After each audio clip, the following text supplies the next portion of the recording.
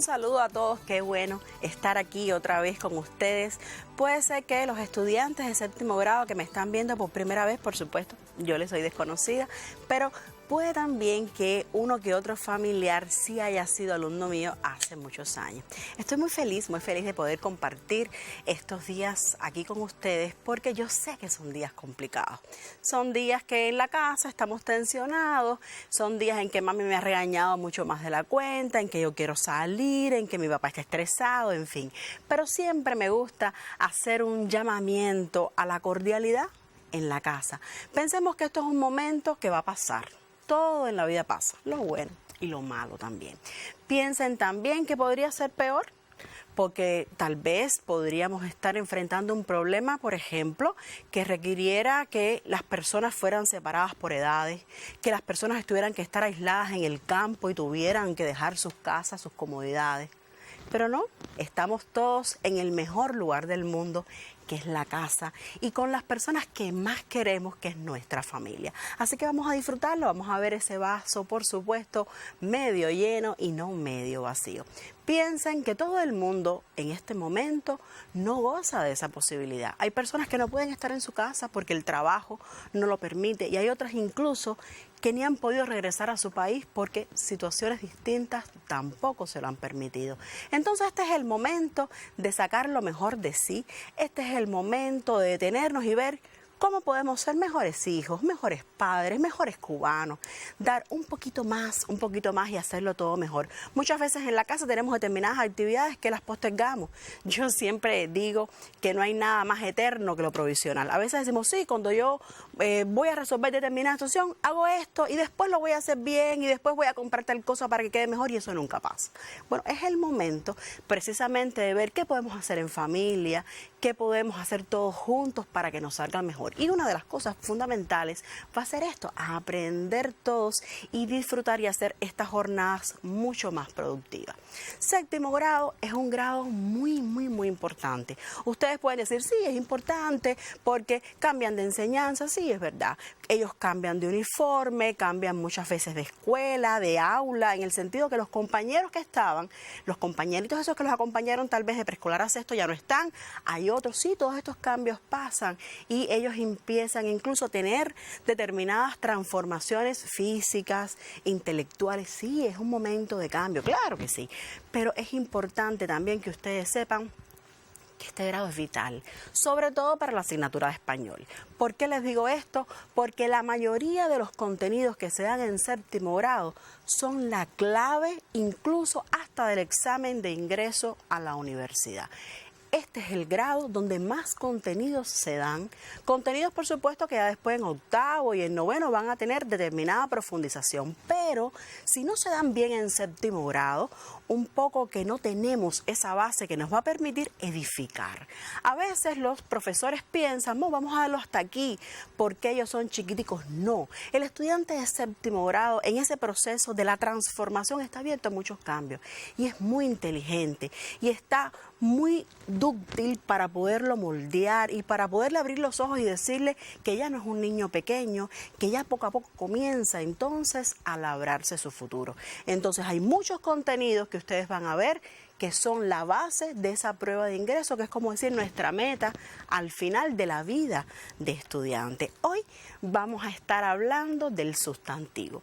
El sustantivo es un sistema de signos, o sea, es un grupo que no se cierra. ¿Por qué? Porque aparecen nuevas realidades constantemente y realidades, por supuesto, que tenemos que nombrar.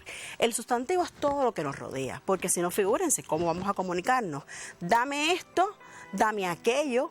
No, uno no puede necesariamente que hacerlo porque esto y aquello podrían ser muchas cosas más que ustedes ya conocen, que son pronombres neutros, pronombres demostrativos neutros. Cuando yo digo dame la pluma, es eso, justo lo que estoy pidiendo.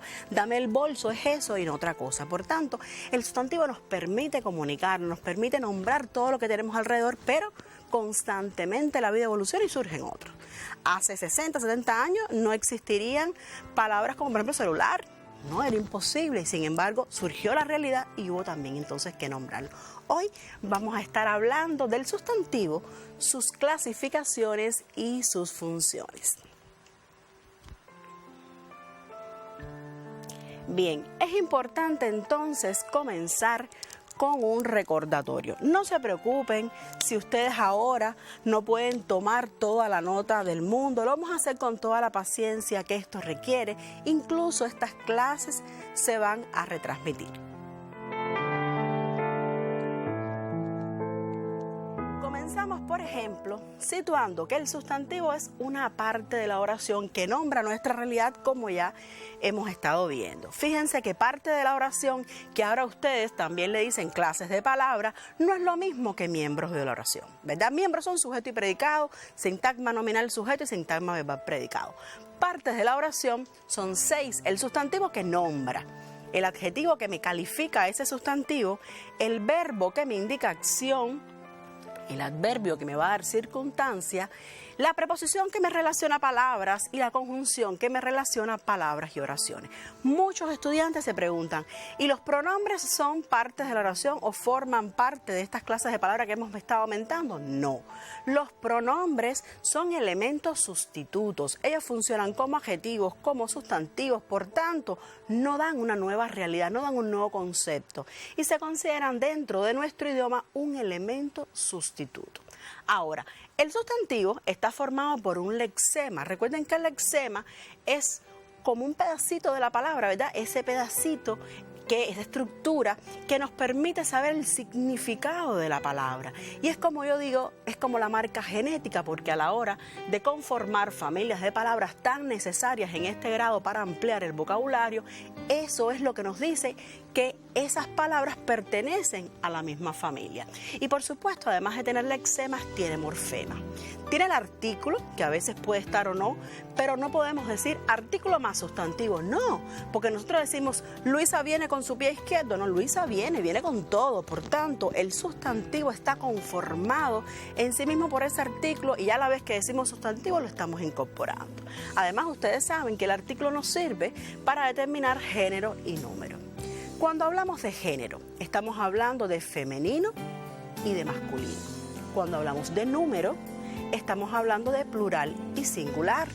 Y si hablamos de prefijos y sufijos, recuerden que son como estructuras pequeñas que tienen significación y que, por ejemplo, el prefijo se coloca delante de la palabra y el prefijo se coloca delante del lexema y el sufijo iría detrás. Quiero que observen atentamente estas dos palabras que yo les he puesto aquí, marineros. Marineros, vamos a pensar que ustedes no saben español y están un poco tratando de entender desde el punto de vista de cómo se conforma esta palabra, desde el punto de vista morfológico, cómo se forma. ¿Qué quiere decir?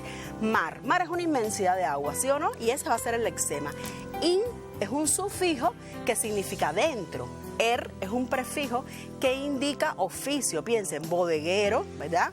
Peluquera, fíjense, el o a, ¿verdad? El es un prefijo que indica oficio. O es masculino y ese me da plural. ¿Qué quiere decir? Fíjense, varios hombres que trabajan en el mar, y así podemos entender qué significaría entonces marinero. Pensemos en submarino. Sub es un prefijo, fíjense que está delante del lexema. Sub significa debajo, ¿verdad? Mar es la inmensidad de agua, in es dentro y o es algo que está debajo del mar, pero bien dentro del mar y que es masculino. Vean cómo se conforman entonces los sustantivos. Ahora, su modificador natural es el adjetivo. Ese es el que me dice sus cualidades. Y por supuesto, el adjetivo se acomoda a ese género y ese número que tiene el sustantivo.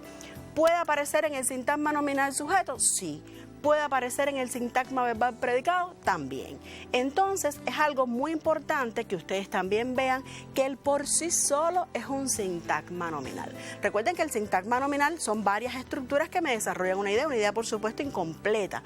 Si estamos pensando en la huésped, yo puedo decir la huésped del apartamento 5 o la huésped de la habitación 5. Eso sería un sintagma, ¿sí o no? Pero si solo digo la huésped, también es un sintagma, porque eso es una posibilidad que tiene el propio sustantivo, porque siempre es el núcleo del sintagma. Algo importante, hay sustantivos neutros en español, como es en el caso de huésped, que me dice sencillamente el artículo realmente a qué género pertenece, porque yo puedo decir la huésped, el huésped, y vean que el sustantivo como tal no cambia, no tiene marca de género, y es ahí entonces donde entra la función del artículo. Por supuesto, también hoy vamos a estar hablando de diferentes clasificaciones y funciones.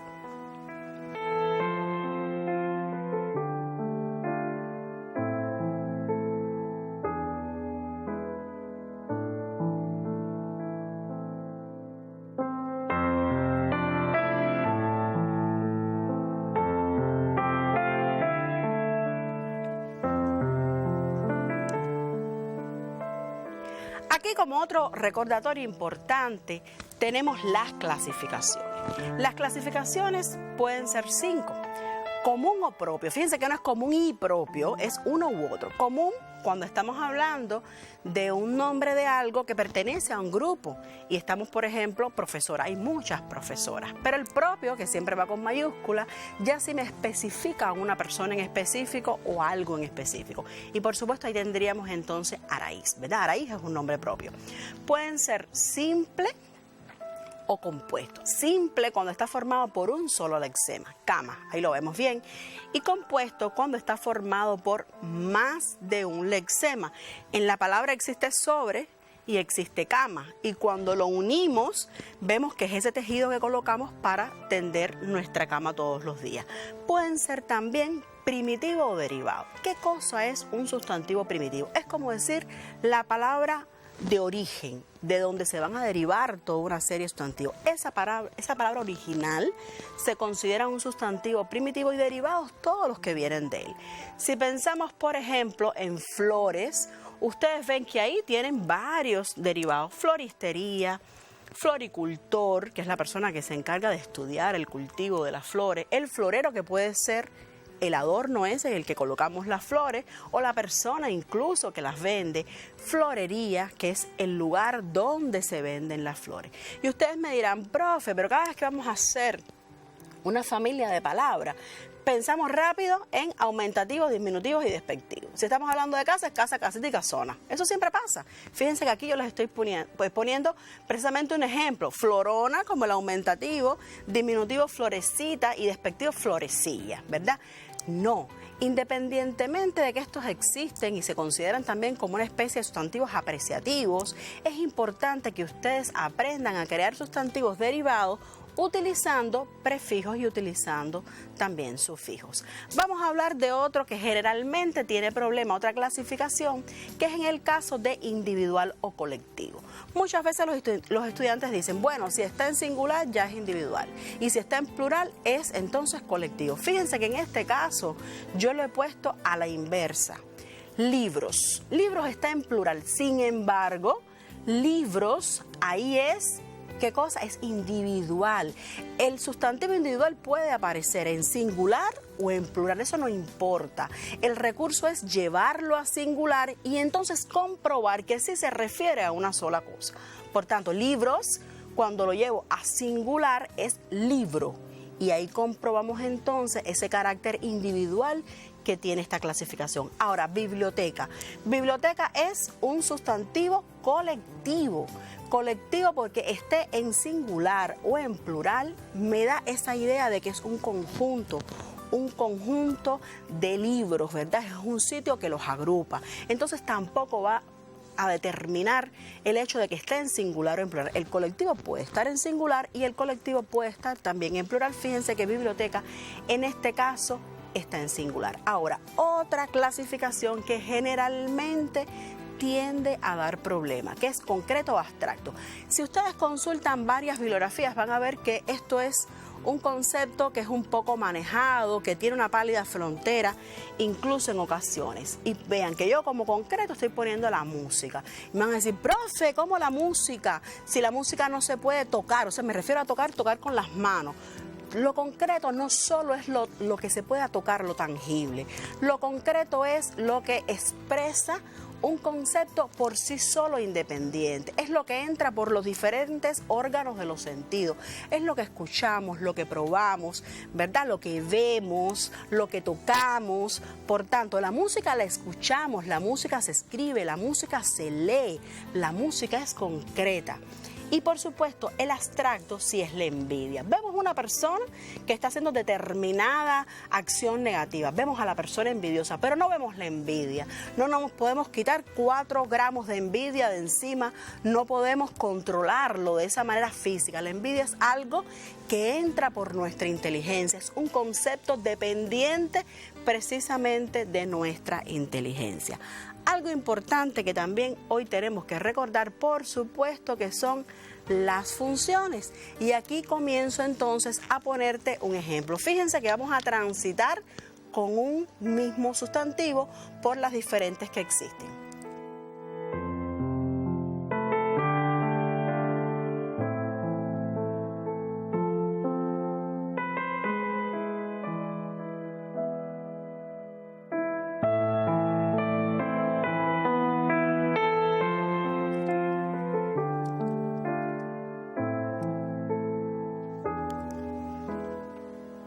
Bien, vamos a ver esta primera oración. Una flor es el mejor regalo. Fíjense que eso para las mujeres casi siempre es así. Si buscamos el sustantivo flor, que es el que está destacado y además es el con el que vamos a estar trabajando todas las funciones, vemos que, ¿cuál es el sujeto de esa oración? Una flor. ¿Cuál es el predicado? Es el mejor regalo.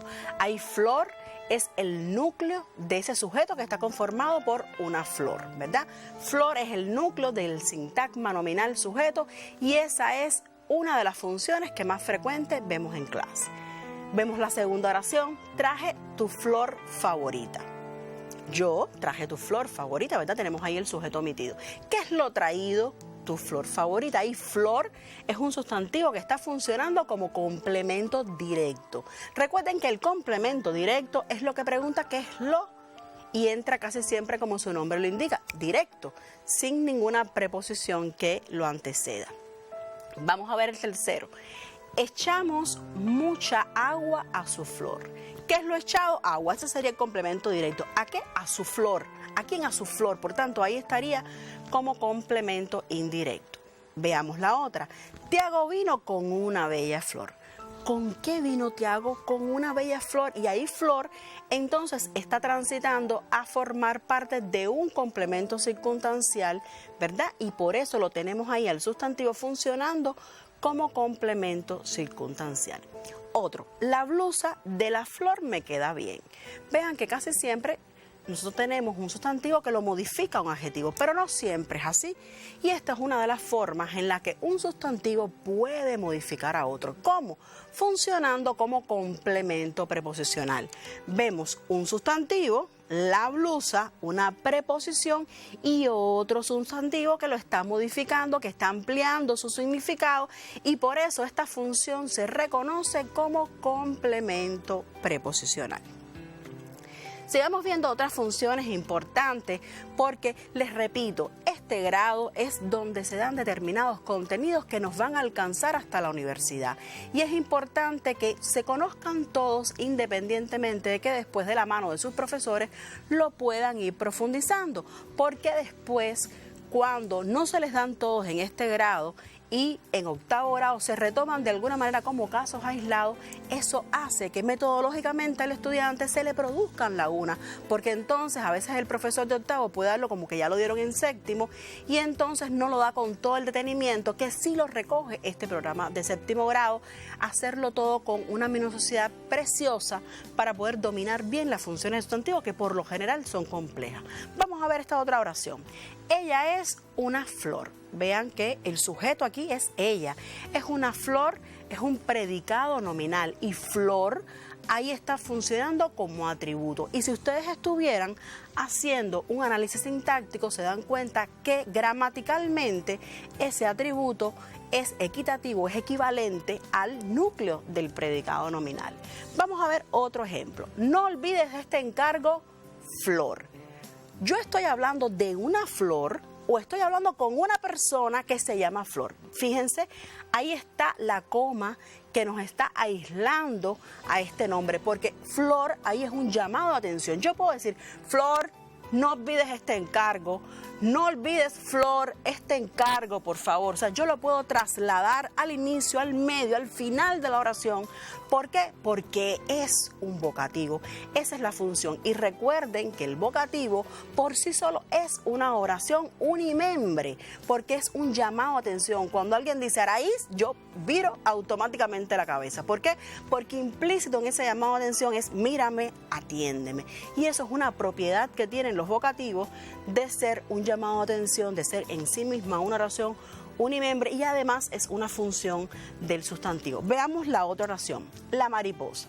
La mariposa, flor nacional, adornaba sus cabellos. Y piensen en Celia Sánchez, que eso siempre ocurría así. La mariposa es el nombre de una flor, y cuando digo flor nacional, esto es una aposición explicativa. Fíjense que va entre comas, fíjense que es un equivalente a un nombre. Así ocurre con el héroe de Aguajay, así ocurre con el generalísimo, así ocurre con el mayor cuando hablamos de Ignacio Gramonte, que podemos usar uno u otro, pero todo el mundo sabe que eso existe, que eso es un equivalente a ese nombre propio. Por tanto, cuando está así entre comas y es un equivalente a un nombre, eso se conoce como aposición explicativa. Pero también podemos ver que hay otra función que a veces no se ve tanto en el aula, que es la aposición especificativa. Fíjense, la profesora Flor regresó ya.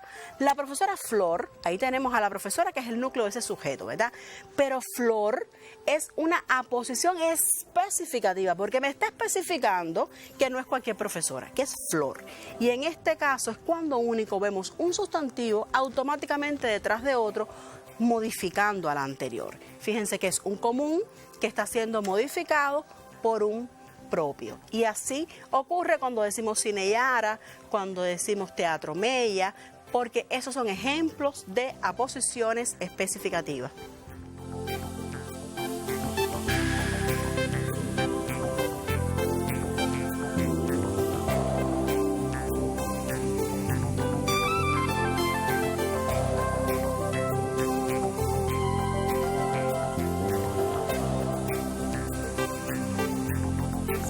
Dejo recomendaciones de consultas, por ejemplo, de contenido de la página 42 a la 44 del libro de texto, ejercicio 7 de la página 46, varios ejercicios que ustedes pueden estar viendo que también tienen que ver con este tema de la página 48, algunas otras recomendaciones del cuaderno complementario, del cuaderno de ortografía. Recordarles que también está el Cubeduca y el repasador en línea, que es otro recurso que también tenemos.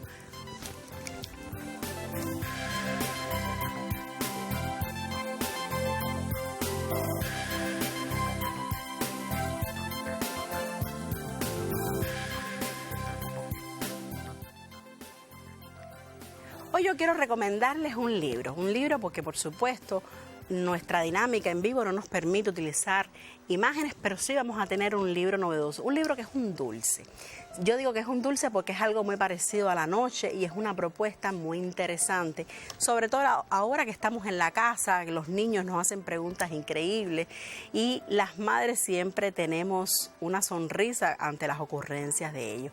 Yo quiero que vean este libro que además, fíjense como su nombre lo indica, se llama El mundo al revés. Es de Marí Rojas Tamayo y tiene unas consideraciones increíbles y es una conversación muy simpática de una madre y una hija. Y entonces vean por favor este ejercicio que les voy a proponer. Vamos a leer atentamente el texto, vamos a hacerlo en conjunto, vamos a ver determinados sustantivos que ya están subrayados y los vamos a clasificar para también determinar la función. Fíjense esto, me observa detenidamente mientras me pongo el delantal rojo que uso para cocinar. Le pregunto intrigada ante tanto escrutinio. ¿Qué ha llamado su atención? Eres una superhéroe de la cocina, me responde, solo que te colocas la capa por delante. Y miren qué cosa tan simpática, qué manera de ver esta niña a su mamá. Ahora, si vamos a ver los sustantivos que están marcados, vemos el delantal. ¿Cómo lo podríamos clasificar? Es común, es simple, es derivado porque viene de delante, es individual y es concreto. Si vemos entonces escrutinio, es común, es simple, es primitivo, es individual y es abstracto porque es como una búsqueda que hacemos minuciosa de algo. Atención también sería común, simple, derivado, individual y abstracto. Recuerden que los sustantivos que terminan en ción son abstractos. Superhéroe, fíjense que es común, simple, derivado. Superhéroe no es compuesto porque super por sí solo no existe en el idioma. Es derivado, es individual y es abstracto porque nosotros tenemos que saber qué características tienen que tener esas personas que vemos para considerarlas así. Tenemos la cocina, que es común, que es simple, que es derivado porque viene de cocinar, individual y concreto. La capa, que es común, simple, derivado porque viene de cabeza, individual y concreto. Y si viéramos las funciones, ya que vamos a recordar un poco el texto, veíamos el delantar, me pongo el delantar. ¿Qué es lo opuesto? El delantar. Y ahí estaría funcionando como complemento directo. Escrutinio está como complemento circunstancial. Atención, ¿qué es lo que ha llamado su atención? Superhéroe, ¿cómo está? Como atributo. Fíjense que dice, eres una superhéroe. Y ahí es el núcleo de ese predicado nominal, por tanto funciona como atributo. Pero eres una superhéroe de la cocina y por tanto está funcionando como complemento preposicional. Por supuesto que esto no es un contenido que vamos a dar solamente hoy, lo vamos a retomar en estas orientaciones, en estas clases que estamos teniendo en conjunto, pero es algo importante que queríamos retomar para que ustedes tuvieran los contenidos bien claros. Recuerden que esto es un momento de ser lo mejor posible. Recuerden, como dice Silvio, ser un tilín mejores y mucho menos egoístas. Y lo más importante en estos días es saber, pero sobre todo hacer. Muchas gracias y nos vemos en un próximo encuentro.